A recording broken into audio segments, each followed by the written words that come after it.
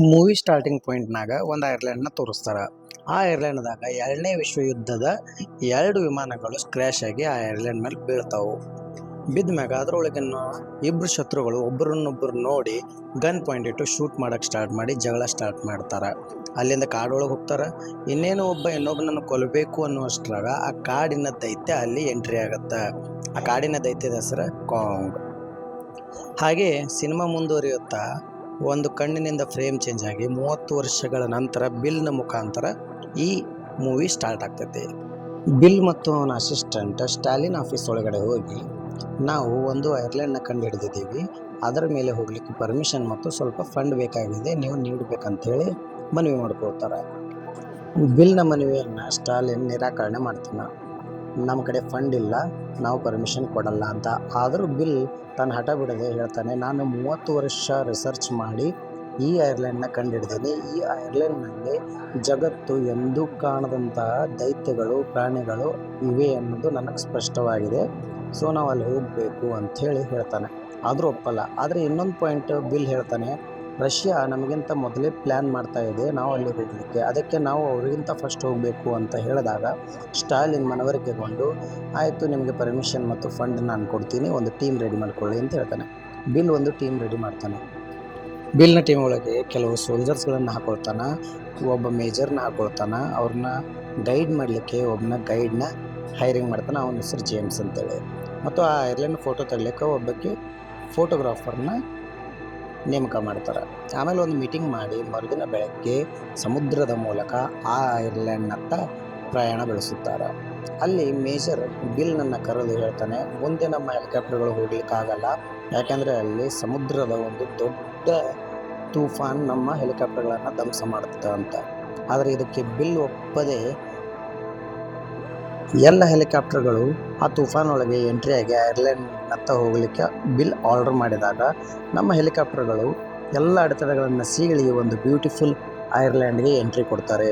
Entry ಕೊಟ್ಟ ತಕ್ಷಣ ಒಂದು ಹೆಲಿಕಾಪ್ಟರ್ನಲ್ಲಿ ಸೈನಿಕ ಹೇಳ್ತಾನೆ, ಇಲ್ಲಿ ಯಾವುದೇ ಥರ ಜೀವಿಗಳಿಲ್ಲ, ನೆಲದ ಕೆಳಗಡೆ ಇರಬಹುದು, ಅದಕ್ಕೆ ನಾವು ಮಿಸೈಲ್ಗಳನ್ನು ಬಿಟ್ಟು ಆ ಭೂಮಿನ ಸೀಳಿ ಹೊರಗಡೆ ತರುವಂತೆ ಮಾಡೋಣ ಅಂದು ಅಲ್ಲಿ ದಾಂಧಲೆಯನ್ನು ಎಬ್ಬಿಸ್ತಾನೆ. ಅಷ್ಟರಲ್ಲಿ ಎಲ್ಲಿಂದಲೂ ಬಂದ ಒಂದು ದೊಡ್ಡ ಮರ ಒಂದು ಹೆಲಿಕಾಪ್ಟರ್ನ ಹೊಡೆದುರುಳಿಸುತ್ತದೆ. ಅಲ್ಲಿ ಎಂಟ್ರಿ ಆಗುತ್ತೆ ನಿಜವಾದ ಕಾಂಗ್ನ ಕಣ್ಣುಗಳು. ಕಾಂಗ್ ಎಷ್ಟು ಸಿಟ್ಟಿನಿಂದ ಇರುತ್ತೆ ಅಂದರೆ ಒಂದು ಹೆಲಿಕಾಪ್ಟರ್ಗಳನ್ನು ಬಿಡಲ್ಲ. ಅಷ್ಟರಲ್ಲಿ ಮೇಜರ್ ಶೂಟ್ ಮಾಡಲು ಆರ್ಡರ್ ಕೊಡ್ತಾನೆ. ಹೆಲಿಕಾಪ್ಟರ್ಗಳು ಶೂಟ್ ಮಾಡಲು ಪ್ರಾರಂಭಿಸಿದಾಗ ಕಾಂಗ್ ಇನ್ನಷ್ಟು ಸಿಟ್ಟಿಗೆದ್ದು ಎಲ್ಲ ಹೆಲಿಕಾಪ್ಟರ್ಗಳನ್ನು ಧ್ವಂಸ ಮಾಡಿ ಅಲ್ಲಿ ನಿಂತುಕೊಂಡು ಆರ್ಭಟ ನಡೆಸುತ್ತದೆ. ಇದನ್ನೆಲ್ಲ ನೋಡಿದ ಮೇಜರ್ ಬಿಲ್ನತ್ತ ಹೋಗ್ತಾನೆ. ಬಿಲ್ನತ್ತ ಹೋಗಿ, ನಮ್ಮನ್ನು ಈ ಐರ್ಲೆಂಡಕ್ಕೆ ಯಾಕೆ ಕರೆದುಕೊಂಡು ಬಂದಿದೆಯಾ ಅಂತ ಗನ್ ಪಾಯಿಂಟ್ ಇಟ್ಟು ಕೇಳಿದಾಗ ಅಲ್ಲಿ ಬಿಲ್ ಹೇಳ್ತಾನೆ, ಈ ನಮ್ಮ ಭೂಮಿ ಯಾವತ್ತೂ ನಮ್ಮದಲ್ಲ, ಮನುಷ್ಯರದ್ದಲ್ಲ, ಇದರ ಮೇಲೆ ಎಷ್ಟೋ ದೈತ್ಯ ಜೀವಿಗಳು, ಎಷ್ಟೋ ಜೀವ ಸಂಕುಲ ಇಲ್ಲಿ ಬಂದು ಆಡಳಿತ ನಡೆಸಿ ರಾಜ್ಯಭಾರ ನಡೆಸಿ ಇಲ್ಲಿ ನಾಶವಾಗಿವೆ, ಅದಕ್ಕೆ ನಾನು ಇಲ್ಲಿ ಕರೆದುಕೊಂಡು ಬಂದಿರುವೆ. ಇನ್ನೊಂದು ವಿಷಯ ಏನಪ್ಪ ಅಂತಂದರೆ, ಒಮ್ಮೆ ನಾನು ಸಮುದ್ರದಿಂದ ಬರುತ್ತಿರುವಾಗ ಅಲ್ಲಿ ನನ್ನ ಹಡಗಿಗೆ ಯಾವುದೋ ಒಂದು ದೈತ್ಯ ಆಕಾರದ ಜೀವಿ ದಾಳಿ ಮಾಡಿ ನನ್ನ ಸ್ನೇಹಿತರು, ನನ್ನ ಸಹಪಾಠಿಗಳನ್ನೆಲ್ಲ ಕೊಂದು ಬಿಟ್ಟಿತ್ತು. ಅದರಲ್ಲಿ ಉಳಿದಿದ್ದು ನಾನೊಬ್ಬನೇ. ಅದನ್ನು ನಾನು ಹೊರಗಿನ ಪ್ರಪಂಚಕ್ಕೆ ಬಂದು ಹೇಳಿದಾಗ ನನ್ನ ಮಾತು ಯಾರೂ ನಂಬಲಿಲ್ಲ. ಅದಕ್ಕೆ ನಾನು ಸತತವಾಗಿ 30 ವರ್ಷಗಳ ಪರಿಶ್ರಮದ ರಿಸರ್ಚ್ ನಡೆಸಿ ನಾನು ಈ ಐರ್ಲೆಂಡ್ನ ಕಂಡುಹಿಡಿದಿದ್ದೇನೆ ಎಂದು ಹೇಳುತ್ತಿರುವಾಗ ಅಲ್ಲಿ ಫ್ರೇಮ್ ಚೇಂಜ್ ಆಗುತ್ತೆ. ಅಲ್ಲಿ ಒಬ್ಬ ಕಾಣೆಯಾದಂಥ ಸೋಲ್ಜರ್ನ ಹುಡುಕಾಡುತ್ತಾ ಹೊರಟಿರುವಾಗ ಅಲ್ಲಿ ಒಂದು ಬಿದಿರಿನ ನಡುವೆ ಒಬ್ಬ ಸೈನಿಕನ ಬಾಯಲ್ಲಿ ಒಂದು ದೊಡ್ಡ ಬಿದಿರು ಸಿಕ್ಕಿಕೊಳ್ಳುತ್ತದೆ.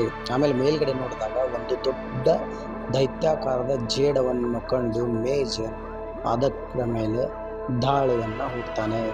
ಅಲ್ಲಿ ಶೂಟ್ ಮಾಡಿ ಆ ಜೇಡನನ್ನು ಕೆಳಗೆ ಬೀಳಿಸ್ತಾರೆ ಇವರೆಲ್ಲರೂ. ಅಲ್ಲಿಂದ ಕಾಣೆಯಾಗಿದ್ದ ಸೋಲ್ಜರ್ ಒಂದು ಕಡೆ ಕಾಂಗ್ನ ಎದುರು ಕುಳಿತಿರ್ತಾನೆ. ಅಲ್ಲಿ ಕಾಂಗ್ ನೀರಲ್ಲಿ ತನ್ನ ಕೈಯನ್ನು ತೊಳೆಯುತ್ತಿರುವಾಗ ಕಾಂಗ್ನ ಮೇಲೆ ಒಂದು ದೊಡ್ಡ ಆಕ್ಟೋಪಸ್ ದಾಳಿ ಮಾಡುತ್ತೆ. ಅಲ್ಲಿ ದೊಡ್ಡ ಕಾದಾಟ ನಡೆದ ನಂತರ ಆಕ್ಟೋಪಸ್ನ ಸೋಲಿಸಿ ಕಾಂಗ್ ಆಕ್ಟೋಪಸ್ನ ತಿನ್ನೋದನ್ನು ಕಾಣೆಯಾದ ಸೋಲ್ಜರ್ನು ನೋಡುತ್ತಾನೆ. ಅಲ್ಲಿಂದ ಈ ಒಂದು ಕಡೆ ಜೇಮ್ಸ್ ಟೀಮ್ನು ಎಕ್ಸ್ಪ್ಲೋರ್ ಮಾಡ್ತಾ ಬರುತ್ತಿರುವಾಗ ಒಂದು ದೊಡ್ಡ ಕಾಡು ಕೋಣ ಅವರ ಮುಂದೆ ಬರುತ್ತದೆ. ಇನ್ನೇನು ಅಟ್ಯಾಕ್ ಮಾಡುತ್ತೆ ಅನ್ನುವಷ್ಟರಲ್ಲೇ ಜೇಮ್ಸ್ ಅಲ್ಲಿ ಶೂಟ್ ಮಾಡಬೇಡ ಅಂತ ಹೇಳಿದಾಗ ಆ ದೊಡ್ಡ ಕಾಡು ಕೋಣ ಅಲ್ಲಿಂದ ಸಮಾಧಾನದಿಂದ ನಡೆದುಕೊಂಡು ಹೋಗುತ್ತೆ. ಅಲ್ಲಿಂದ ಜೇಮ್ಸ್ ಇನ್ನೊಂದು ಕಡೆ ಬಂದಾಗ ಅಲ್ಲಿ ಒಂದು ಕಾಡಿನ ಜನಾಂಗವನ್ನು ಎದುರಾಕುತ್ತಾನೆ.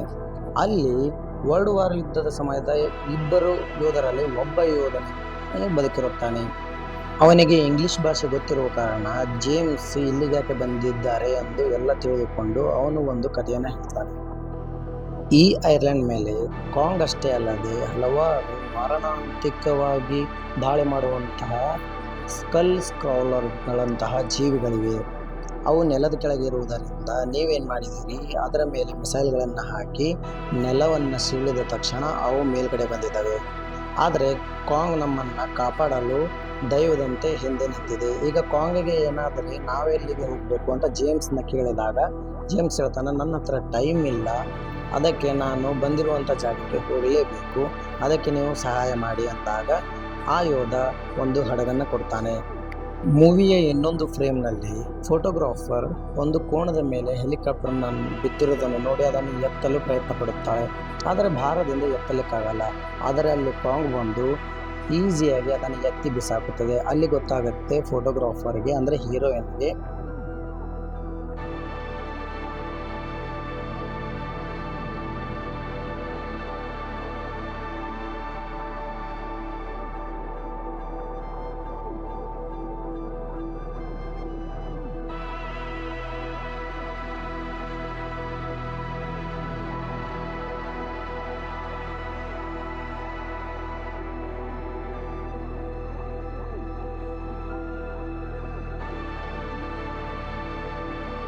ಹಾಗೆ ಜೇಮ್ಸ್ ಎಕ್ಸ್ಪ್ಲೋರ್ ಮಾಡ್ತಾ ಒಂದು ಪಳೆಯುಳಿಕೆಗಳ ಸ್ಮಶಾನಕ್ಕೆ ಬರುತ್ತಾರೆ.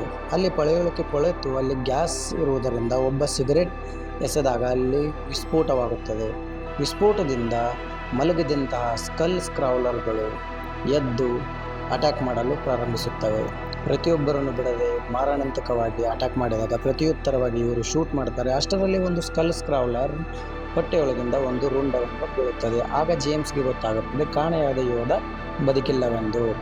ಆಗ ಅಲ್ಲಿರುವಂಥ ಗ್ಯಾಸ್ನ ನೋಡಿ ಮೇಜರ್ ಒಂದು ಆರ್ಡರ್ ಮಾಡ್ತಾನೆ, ಒಂದು ಫೈರ್ನ ತಂದು ಫೈರ್ ಮಾಡಿ ಅಂತ. ಆಗ ಫೈರ್ ಮಾಡಿದಾಗ ಅಲ್ಲಿರುವ ಗ್ಯಾಸ್ನ ಪ್ರಭಾವದಿಂದ ಎಂಟೈರ್ ಸ್ಮಶಾನ ಬೆಂಕಿ ಆವೃತವಾಗುತ್ತದೆ. ಅಲ್ಲಿಂದ ಜೇಮ್ಸ್ ಮತ್ತು ಮೇಜರ್ ಜಗಳವಾಡುವಾಗ ಜೇಮ್ಸ್ ಹೇಳ್ತಾನೆ, ಯೋಧ ಇನ್ನೂ ಬದುಕಿಲ್ಲ, ಸ್ಕಲ್ ಸ್ಕ್ರೌಲರ್ ಅವನನ್ನು ತಿಂದಾಕ್ಬಿಟ್ಟಿದೆ ಅಂತ. ಆದರೆ ಮೇಜರ್ ನಂಬದೆ ಕಾಂಗ್ನ ಮೇಲೆ ದ್ವೇಷ ಸಾಧಿಸುತ್ತಾ ಜೇಮ್ಸ್ನ ಬೈಯುತ್ತಾ, ಆವಾಗಲೇ ಆ ದಾಳಿಯಿಂದ ಎಲ್ಲರ ಮನಸ್ಥಿತಿಗಳು ಚೇಂಜ್ ಆಗಿ ಅಲ್ಲಿ ಅವರು ನಾವು ಇಲ್ಲಿಂದ ಇರಲೇಬೇಕು ಅಂತ ಎಲ್ಲರೂ ಜಗಳ ತೆಗೆಯುತ್ತಾರೆ. ಆದರೆ ಮೇಜರ್ ಹೇಳ್ತಾನೆ, ನೀವು ಹೋಗೋದಾದರೆ ಹೋಗಿ, ನಾನು ಕಾಂಗ್ನ ಕೊಲ್ಲದೆ ನಾನು ಬರುವುದಿಲ್ಲ ಅಂತ ಜಗಳವಾಡುತ್ತಾನೆ. ಆದರೆ ಜೇಮ್ಸ್ ಹೇಳ್ತಾನೆ, ಎಲ್ಲರೂ ತಮ್ಮ ದಾರಿಯಲ್ಲಿ ಹೋಗೋಣ ಅಂತ ಮುಂದೆ ಪ್ರಯಾಣ ಬೆಳೆಸಿ ಒಂದು ಕತ್ತಲೆಯಲ್ಲಿ ಕಾಂಗನ್ನು ಮೀಟ್ ಆಗ್ತಾರೆ. ಆದರೆ ಫೋಟೋಗ್ರಾಫರ್ ಫೋಟೋ ಕ್ಲಿಕ್ಕಿಸುತ್ತಿರುವಾಗ ಆ ಕಾಂಗ್ ಎಂಟ್ರಿ ಆದಾಗ ಕಾಂಗ್ನ ಮುಟ್ಟಿ ಒಂದು ಭಾವನೆಯನ್ನು ವ್ಯಕ್ತಪಡಿಸುತ್ತಾಳೆ. ಆದರೆ ಕಾಂಗ್ ಸಮಾಧಾನದಿಂದ ಅವಳ ಹತ್ತಿರ ಬಂದು ನಿಂತಾಗ ಫೋಟೋಗ್ರಾಫರ್ ಸ್ವಲ್ಪ ಖುಷಿಯಿಂದ ಕಾಂಗ್ನ ಮುಟ್ಟಿ ಮಾತಾಡಿಸುವಷ್ಟರಲ್ಲಿ ಮೇಜರ್ ಇಡೀ ಕಾಡಿಗೆ ಬೆಂಕಿ ಹಚ್ಚಿರುತ್ತಾನೆ.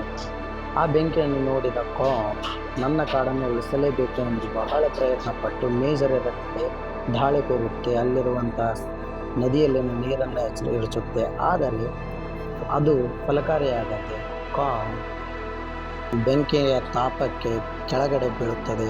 ಆಗ ಫೋಟೋಗ್ರಾಫರ್ ಮೇಜರ್ಗೆ ತಿಳಿಸಿ ಹೇಳಿದಾಗಲೂ ಜೇಮ್ಸ್ ಹೇಳಿದಾಗಲೂ ಮೇಜರು ಒಪ್ಪೋದಿಲ್ಲ. ಈಗ ಹೇಳ್ತಾನೆ, ನಾನು ಕಾಂಗ್ನ ಸಾಯಿಸಿಬಿಟ್ಟೆ ಅಂತ ಪ್ರಪಂಚಕ್ಕೆ ಹೇಳ್ತೇನೆ, ಇದರಿಂದ ನನ್ನ ಸೈನಿಕರು ಸತ್ತಿದ್ದಾರೆ, ಇದರಿಂದ ನನ್ನ ಆರ್ಮಿನೇ ಒಂದು ಸತ್ತಿದೆ, ಅದಕ್ಕೆ ನಾನು ಇದನ್ನು ಬಿಡುವುದಿಲ್ಲ ಅಂತ ಹೇಳ್ತಾನೆ. ಆದರೆ ಜೇಮ್ಸ್ ಹೇಳ್ತಾನೆ, ಇದರಲ್ಲಿ ಏನೂ ತಪ್ಪಿಲ್ಲ, ನೀವು ಇದರ ಮೇಲೆ ದ್ವೇಷ ಸಾಧಿಸಬೇಡಿ ಎಂದಾಗ ಆ ಜಾಗಕ್ಕೆ ಸ್ಕಲ್ ಸ್ಕ್ರೌಲರ್ಸ್ಗಳು ಬರುತ್ತವೆ. ಇದನ್ನು ನೋಡಿದ ಮೇಜರ್ ಗಾಬರಿಯಿಂದ ಅಲ್ಲಿಂದ ಓಟಕ್ಕೆ ತಿರುವಾಗ ಕಾಂಗ್ ಬಂದು ಮೇಜರ್ನನ್ನು ಉಳಿಸುವಷ್ಟರಲ್ಲಿ ಸ್ಕಲ್ ಸ್ಕ್ರೌಲರ್ ಮೇಜರ್ನನ್ನು ಕೊಲ್ಲುತ್ತದೆ. ಅಲ್ಲಿ ಭಯಂಕರ ಒಂದು ಯುದ್ಧ ನಡೆಯುತ್ತದೆ ಕಾಂಗ್ ಮತ್ತು ಸ್ಕಲ್ ಸ್ಕ್ರೌಲರ್ ನಡುವೆ. ಹೀಗೆ ಕಾಂಗ್ ಮತ್ತು ಸ್ಕಲ್ ಸ್ಕ್ರೌಲರ್ ಜಗಳಾಡುತ್ತಾ ಬೆಳಗ್ಗೆ ಆದಾಗ ಎಲ್ಲ ಟೀಮ್ಗಳು ಒಟ್ಟಾರೆಯಾಗಿ ಸ್ಕಲ್ ಸ್ಕ್ರೌಲರ್ ಮೇಲೆ ಗುಂಡಿನ ಪ್ರತಿದಾಳಿ ಮಾಡುತ್ತಿರುವಾಗ ಕಾಂಗ್ ಅನ್ನು ನದಿಯಲ್ಲಿರುವ ಸರಪಳಿ ಟೈಟ್ ಆಗಿ ಹಿಡಿದಿರುತ್ತದೆ. ಇಲ್ಲಿ ಜೇಮ್ಸ್ ನಾನಾ ತರಹ ಟ್ರೈ ಮಾಡಿದನು. ಒಬ್ಬ ಯೋಧ ಏನ್ ಮಾಡ್ತಾನೆ, ಸ್ಕಲ್ ಸ್ಕ್ರಾವ್ಲರ್ನ ಹತ್ತಿರ ಗ್ರಾನೇಡ್ಗಳನ್ನು ಹಿಡಿದಾಗ ಸ್ಕಲ್ ಸ್ಕ್ರಾವ್ಲರ್ ತನ್ನ ಬಾಲದಿಂದ ಅವನನ್ನು ಬೀಸಿ ಹೊಡೆದಾಗ ಆ ಯೋಧ ಒಂದು ಗುಡ್ಡಕ್ಕೆ ತಾಗಿ ಬ್ಲಾಸ್ಟ್ ಆಗಿ ಸಾಯುತ್ತಾನೆ. ಅತಿಯಾದ ಬುದ್ಧಿವಂತ ಸ್ಕಲ್ ಸ್ಕ್ರಾವ್ಲರ್ ಅವನನ್ನು ಕೊಲ್ಲುತ್ತದೆ. ಇದನ್ನೆಲ್ಲ ನೋಡಿದ ಕಾಂಗ್ ಸಿಟ್ಟಿಗೆದ್ದು ಅಲ್ಲೇ ಇದ್ದ ಬೋಟ್ನ ಒಂದು ಫ್ಯಾನ್ನ ತಿರುಗಿಸಿ ಸ್ಕಲ್ ಸ್ಕ್ರಾವ್ಲರ್ನ ಅಲ್ಲೇ ಕೊಂದು ಬಿಡುತ್ತದೆ. ಅಷ್ಟರಲ್ಲಿ ಫೋಟೋಗ್ರಾಫರ್ ಒಂದು ಫ್ಲೇರ್ ಗನ್ನನ್ನು ಕಣ್ಣಿಗೆ ಹೊಡೆದು ಆ ಫೋಟೋಗ್ರಾಫರ್ ನದಿಯಲ್ಲಿ ಬೀಳುತ್ತಾಳೆ. ಇತ್ತ ಕಾಂಗ್ ಸ್ಕಲ್ ಸ್ಕ್ರಾವ್ಲರ್ ಜಗಳವಾಡುತ್ತಾ ಕಾಂಗ್ ಕೊನೆಗೂ ಸ್ಕಲ್ ಸ್ಕ್ರಾವ್ಲರ್ನ ಕೊಲ್ಲುತ್ತದೆ. ಈ ಫೈಟ್ ಸೀನ್ ಮಾತ್ರ ಬೆಂಕಿಯಾಗಿ ಈ ಮೂವಿಯಲ್ಲಿ ತೋರಿಸಿದ್ದಾರೆ. ಸ್ಕಲ್ ಸ್ಕ್ರಾವ್ಲರ್ನ ಕೊಂದ ತಕ್ಷಣ ನದಿಯಲ್ಲಿ ಬಿದ್ದಂಥ ಫೋಟೋಗ್ರಾಫರ್ನ ಕಾಂಗ್ ಎತ್ತುಕೊಂಡು ದಡಕ್ಕೆ ಸೇರಿಸಿದಾಗ ಅವರು ಜೇಮ್ಸ್ನೊಂದಿಗೆ ತಮ್ಮ ಊರಿನತ್ತ ಪ್ರಯಾಣ ಬೆಳೆಸುತ್ತಾರೆ. ಅಲ್ಲಿ ಕಾಂಗ್ಗೆ ಎಲ್ಲರೂ ಥ್ಯಾಂಕ್ಸ್ ಹೇಳಿ ಅಲ್ಲಿಂದ ಪ್ರಯಾಣ ಬೆಳೆಸುತ್ತಾರೆ. ಈ ಮೂವಿ ಇಷ್ಟವಾದಲ್ಲಿ ಸಬ್ಸ್ಕ್ರೈಬ್ ಮಾಡಿರಿ, ಕಮೆಂಟ್ ಮಾಡಿರಿ, ಲೈಕ್ ಮಾಡಿ. ಮತ್ತೆ ಸಿಗ್ತೀನಿ ಹೊಸ ಮೂವಿಯೊಂದಿಗೆ. ನಮಸ್ಕಾರಗಳು.